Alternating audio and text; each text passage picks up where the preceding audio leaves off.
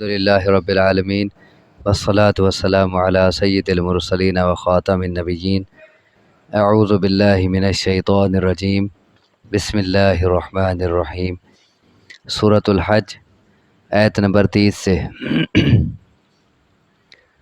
ذالک معاملہ یہی ہے۔ یہ ذالک جو ہے یہ دو باتوں کے درمیان فرق کرنے کے لیے آتا ہے۔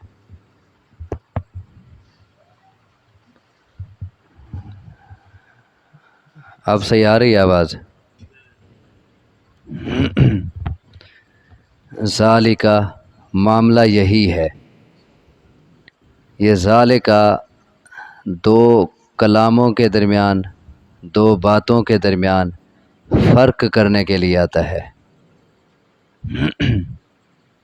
اب پیچھے بات حج کی چل رہی تھی، یہاں آگے اور بات آ گئی تو فرمایا ذالک معاملہ یہی ہے، جسے ہم عام فرق کرنے کے معنی میں یوں کہہ سکتے ہیں، حج کا معاملہ تو یہ ہوا وَمَن يُعَظِّمْ حُرُمَاتِ اللَّهِ، اور جو شخص تعظیم کرے اللہ کی حرمتوں کی، فَهُوَ خَيْرٌ لَهُ عِندَ رَبِّهِ، تو پس وہ بہتر ہے اس کے لیے اس کے رب کے ہاں۔ جو شخص اللہ کی حرمتوں کی تعظیم کرے تو وہ اس کے حق میں بہتر ہے اللہ کے ہاں۔ اللہ کی حرمتوں سے مراد وہ چیزیں جن کے احترام کا اللہ نے حکم دیا ہے۔ مثلا اللہ کی حرمتوں میں کیا چیزیں آ جاتی ہیں؟ حج کی بات ہو رہی تھی، جیسے کعبۃ اللہ ہے، مسجد الحرام، اسی طرح پورا حرم، اسی طرح اللہ کی حرمتوں میں آ جاتے ہیں حرمت والے مہینے، اور کعبہ کی طرف جانے والے جانور جنہیں ہدایہ بولتے ہیں، اور قلائد جسے کہا گیا تھا پیچھے سورۃ المائدہ میں، یعنی وہ جانور جن کے گلے میں ہار ڈال دیا گیا بطور نشانی کے کہ یہ مکہ میں اور یہ حرم میں ذبح ہونے کے لیے جا رہا ہے، تو ان کی تعظیم کا حکم دیا، پیچھے مائدہ میں آیا تھا۔ تو جن جن چیزوں کی تعظیم کرنے کا اللہ نے حکم دیا ہے، جن جن چیزوں کا احترام بجا لانے کا اللہ کا حکم ہے، تو جو شخص بھی ان چیزوں کا احترام کرے گا اور جیسے اللہ نے احترام کا حکم دیا ہے ویسے ان کا احترام کرے گا تو یہ اس کے حق میں بہتر ہے، اور جو شخص تعظیم کرے اللہ کی حرمتوں کی تو وہ بہتر ہے اس کے لیے اس کے رب کے ہاں۔ وَأُحِلَّتْ لَكُمُ الْأَنْعَامُ، اور حلال کیے گئے ہیں تمہارے لیے مویشی، إِلَّا مَا يُتْلَى عَلَيْكُمْ، مگر جو پڑھے جاتے ہیں تم پر، سوائے ان مویشیوں کے، ان جانوروں کے جو تمہیں پڑھ کے سنائے جاتے ہیں، وہ تو حرام ہے، ان کے علاوہ باقی سب حلال ہیں۔ وہ کون سے جانور ہیں جو پڑھے جاتے ہیں؟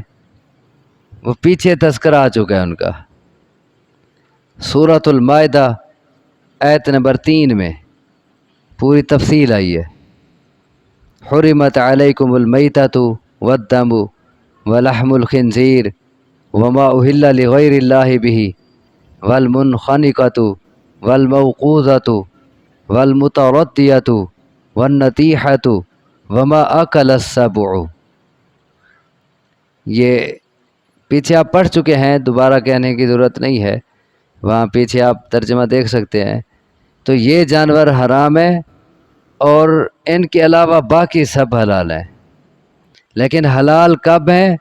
جب انہیں اسلامی طریقے مطابق ذبح کیا جائے۔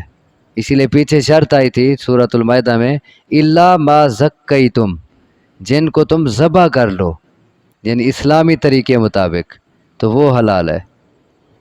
حلال کیے گئے تمہارے لیے مویشی سوائے ان کے جو تم پر تلاوت کیے جاتے ہیں، تمہیں پڑھ کے سنائے جاتے ہیں۔ فاجتنبوا الرجس من الاوثان، یہ میرا خیال یہ ٹیک خراب ہے، آواز سمجھ آ رہی ہے؟ فاجتنبوا الرجس من الاوثان، بس بچو تم گندگی سے، بتوں کی، رجس پلیدی، ناپاکی، گندگی، اوثان جمع وثن کی، بت، بتوں کی گندگی سے بچو۔ بتوں کو ناپاکی اور گندگی کہا گیا ہے۔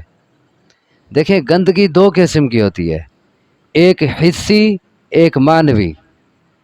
حسی جو محسوس ہو، نظر آئے، ہاتھ کو لگے، اور معنوی گندگی جو زہری گندگی نہیں نظر آتی، زہری طور پر کوئی نجاست نہیں لگی ہوئی اس کو، زہری طور پر چاہے بڑی خوبصورت بنی ہوئی ہے، لیکن اللہ کے ہاں وہ گندگی ہے، اللہ کے ہاں وہ ناپاکی ہے، وہ غلاظت ہے، تو اسے کہتے ہیں معنوی گندگی، یہاں وہی مراد ہے۔ اب بت جو ہے ظاہری طور پر تو ان کو کوئی نجاست نہیں لگی ہوئی، لیکن ان کو اللہ رجس کہہ رہا ہے، پلیدی کہہ رہا ہے، ناپاکی کہہ رہا ہے، یہ ایک معنوی ناپاکی ہے۔ یہ ایسے ہی ہے جیسے کہا گیا انما المشرکون نجس، مشرک پلید ہیں۔ اب چاہے ظاہری طور پر ان کو کوئی نجاست پلیدی نہ لگی ہوئی ہو، لیکن وہ معنوی طور پر عقیدے کے اعتبار سے وہ اللہ کے ہاں پلید ہیں۔ فاجتنبوا الرجس من الاوثان، بس بچو تم بتوں کی گندگی سے، یعنی بتوں کی پوجا نہ کرو۔ واجتنبوا قول الزور، اور بچو تم جھوٹی بات سے۔ جھوٹی بات میں سب سے بنیادی طور پر بڑی جھوٹی بات، سب سے بڑا جھوٹ وہ کیا ہے؟ اللہ کے ساتھ کسی کو شریک ٹھہرانا، یہ سب سے بڑا جھوٹ ہے، اس سے بڑا جھوٹ اور کوئی نہیں ہے۔ اللہ کے ساتھ کسی کو شریک ٹھہرانا، یہ کہنا کہ اللہ تبارک و تعالیٰ نے اپنے کچھ اختیارات بزرگوں کو دے رکھے ہیں، یا جیسے اللہ سنتا ہے، جیسے اللہ حاضر ناظر ہے، ویسے فلاں فلاں بھی حاضر ناظر ہیں، سنتے ہیں، دیکھتے ہیں، چاہے وہ زندہ ہیں یا مردہ ہیں۔ زندہ ہیں تو کہیں بیٹھے ہوئے وہیں سے دیکھ رہے ہیں، بغیر کسی آلات کے، ما وراء الاسباب، فوق الاسباب دیکھ رہے ہیں۔ یہ نظریہ رکھنا، تو یہ سب سے بڑا جھوٹ اللہ پر جھوٹ بولنا ہے، اللہ کے ساتھ شریک ٹھہرانا ہے۔ پھر اسی طرح اللہ کی طرف ایسی چیزوں کی نسبت کرنا جو حقیقتاً نہیں، وہ بھی جھوٹ ہے، اور وہ بھی بڑے جھوٹوں میں ہے۔ مثلا اللہ کی اولاد قرار دینا، بھئی فلاں فلاں اللہ کا بیٹا ہے، یہ اللہ پر جھوٹ بولنا ہے۔ یا اسی طرح اللہ تبارک و تعالیٰ نے جن چیزوں کو حرام نہیں کیا ان کو حرام کہنا، جن کو اللہ نے حلال نہیں کیا ان کو حلال کہنا، اور نسبت اللہ کی طرف کرنا کہ اللہ نے اس کو حلال کیا ہے یا حرام کیا ہے۔ مثلا یہاں بات ہوئی کہ جو جانور تم پر تلاوت کیے جاتے ہیں، پڑھ کے سنائے جاتے ہیں، وہ حلال ہیں، وہ حرام ہیں، باقی سارے حلال ہیں۔ اور بتوں کی پلیدی سے بچو۔ اب مشرکین مکہ کیا کرتے تھے؟ انہوں نے کچھ حلال جانوروں کو حرام بنایا ہوا تھا اور کچھ حرام کو حلال جانا ہوا تھا۔ حلال جانوروں کو حرام کیا ہوا تھا، جس کی تفصیل آپ سورۃ مائدہ میں پڑھ چکے ہیں۔ 4 قسم کے جانور، صائبہ، وسیلہ، حامی، ایک اور بھی ہے پیچھے ذکر ہوا ہے۔ انہوں نے بتوں کے نام پر جانوروں کو وقف کر رکھا تھا، ان کے مختلف نام رکھتے تھے اپنی طرف سے۔ کسی پر سواری نہ کرتے، کسی کا دودھ نہ دھوتے، کسی کو ذبح نہ کرتے. تو اب وہ حلال جانور تھے، انہوں نے حرام کر رکھا تھا بھئی ان پر سواری کرنا، ان کا گوشت کھانا، ان کا دودھ پینا یہ حرام ہے. اور کچھ حرام جانوروں کو حلال بنا رکھا تھا. مثلا جو جانور اپنی موت آپ مر جائے کہتے تھے حلال ہے. کہتے تھے کہ تم جس کو مارتے ہو اسے کہتے ہو حلال ہے، اور جس کو اللہ مارتا ہے کہتے ہو حرام ہے. یہ قرآن نے اور جگہ بیان کیا ہے، پیچھے آپ پڑھ چکے ہیں. تو انہیں بتایا گیا کہ اصل اللہ کا نام ہے، جو اپنی موت آپ مرا ہے اس پر اللہ کا نام نہیں لیا گیا، اور جس کو ہم نے ذبح کیا ہے اس پر بسم اللہ پڑھا ہے، ہم نے اللہ کا نام پڑھا ہے، اس لیے وہ حلال ہوا ہے. تو وہ اپنے ذہن مطابق کہتے ہیں بھی جس کو اللہ نے مارا وہ حرام، اور جس کو تم نے مارا وہ حلال.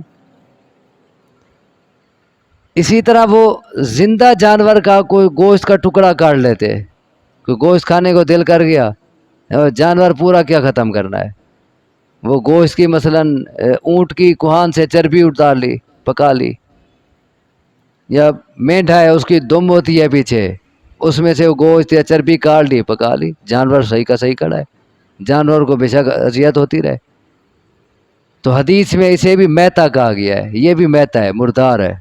جو زندہ جانور میں سے ٹکڑا کاٹ کے تم نے پکا لیا وہ میتا مردار ہے. جیسے جانور اپنی موت آپ مر جاتا ہے میتا، جسے قرآن نے حرام کہا ہے، یہ بھی اسی طرح میتا ہے، حدیث نے کہا.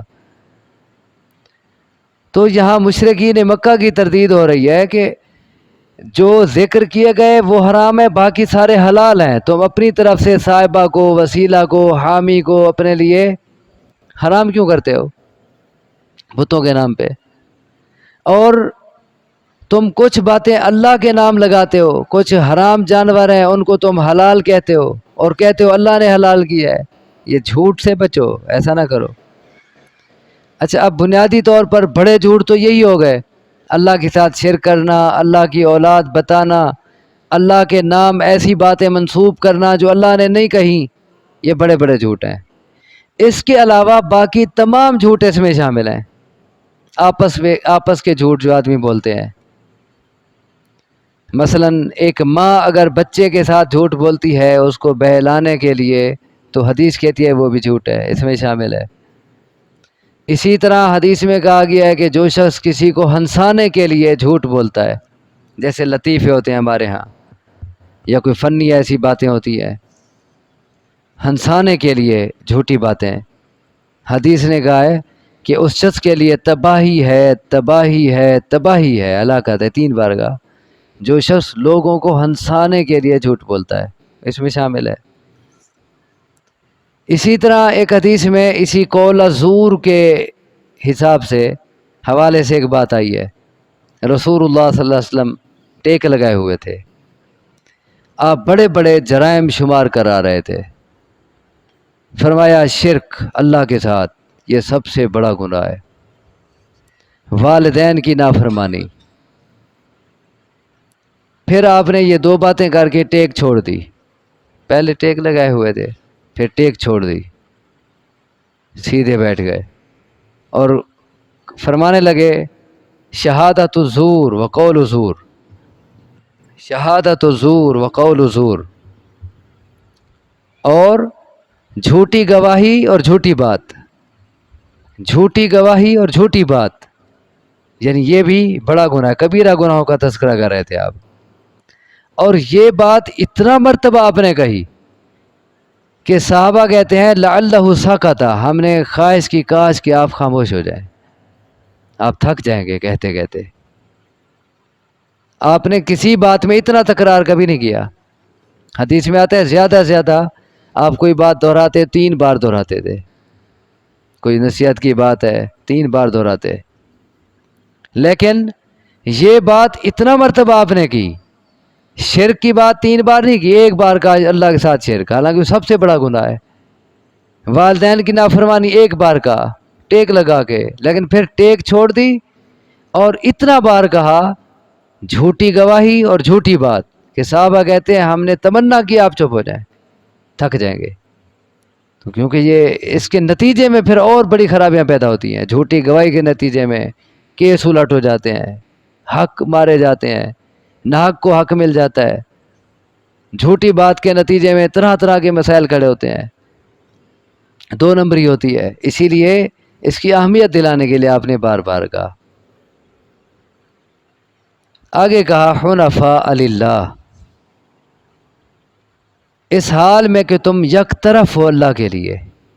یہ پچھلی بات سے تعلق ہے، پیچھے سے حال بن رہا ہے یہ ترکیبی طور پر. کہا بتوں کی پلیدی سے بچو، جھوٹی بات سے بچ جاؤ، اس حالت میں کہ تم اللہ کے لیے یک طرف ہو جاؤ. یک طرف ہوتا ہے ایک طرفہ، 2 طرفے نہ بنو، وہ بھی ٹھیک ہے وہ بھی ٹھیک ہے. یا اللہ بھی کہہ لیا اور یا علی مدد بھی کہہ لیا، یا جیلانی شیء للہ بھی کہہ دیا. نہیں، حنفاء للہ، یک طرف بن جاؤ اللہ کے لیے.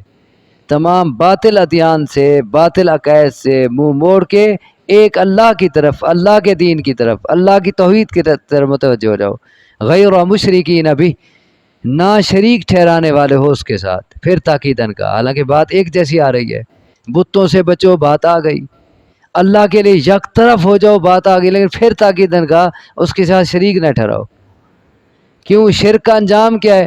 وَمَن یُشْرِک بِاللَّهِ، اور جو شخص شریک ٹھہرائے اللہ کے ساتھ، فَكَأَنَّمَا خَرَّ مِنَ السَّمَاءِ، بس گویا کہ وہ گر گیا بلندیوں سے. فَتَخْطَفُهُ الطَّيْرُ، بس اچک لے اسے پرندے، او تَهْوِي بِهِ الرِّيحُ، یا گرا دے اسے ہوا، فی مکان سحیق، دور دراز جگہ میں. مشرک ایسے تباہ ہے جیسے یہ شخص تباہ اور برباد ہو جاتا ہے. کون سا شخص؟ ایک شخص بلندی سے گرا، مثلا کئی منزلہ عمارت تھی، اوپر سے گر گیا. بڑی اونچی اونچی عمارتیں ہوتی ہیں، سما کا لفظ بولا گیا ہے. سما آسمان کو بھی کہتے ہیں، کسی بلند چیز کو بھی کہتے ہیں. اونچی عمارت سے گر گیا، پہاڑ سے گر پڑا، ہوائی جہاز سے گر گیا. ہوائی جہاز سے جب لوگ گرتے ہیں بچتا ہے کچھ؟ ان کی ہڈیاں اور بوٹیاں نہیں ملتی بعض اوقات. ہوائی جہاز سے گر گیا، بلندی ہے. ایک شخص بہت اونچائی سے گرا، اب یا تو راستے میں ہی گوشت خور پرندوں نے اسے نوچ لیا. بڑے بڑے پرندے جو ہوتے ہیں وہ دوسرے چھوٹے پرندوں کا راستے میں ہی اڑتے ہوئے شکار کر لیتے ہیں. یا پھر ہوائیں اور آندھیاں اسے دور دراز جگہ میں جا کے گرا دیا انہوں نے. اب اس کا کچھ بچے گا؟ وہ بوٹی بوٹی ہو جائے گا، چورا چورا ہو جائے گا، تباہ اور ہلاک ہو جائے گا. اسے تباہی سے کوئی چیز نہیں بچا سکتی. پھر جو اللہ کے ساتھ شرک کر رہا ہے اس کا حال ایسے سمجھ لو، وہ بندہ بالکل تباہ ہو گیا. چاہے وہ ایک طرف وہ نمازیں پڑھتا ہو، وہ حج کرتا ہو، وہ خیراتیں کرتا ہو، جو کرتا ہو، اس کا کوئی کام اللہ کے ہاں قابل قبول نہیں ہے. اس نے ایک شرک کر لیا زندگی میں، تو وہ ایسے تباہ ہے جیسے بلندی سے گرنے والا شخص تباہ ہے. فرمائے جو شخص شریک ٹھہرائے اللہ کے ساتھ، گویا کہ گر گیا وہ بلندیوں سے، بس اچک لیں اسے پرندے یا گرا دے اسے ہوا دور دراز جگہ میں. اللہ سے دعا ہے مجھے آپ کو سمجھنے کی، عمل کی توفیق عطا فرمائے، ہمیں شرک سے بچائے. اقول قولی ھذا واستغفر اللہ لی ولکم، وآخر دعوانا ان الحمد للہ رب العالمین.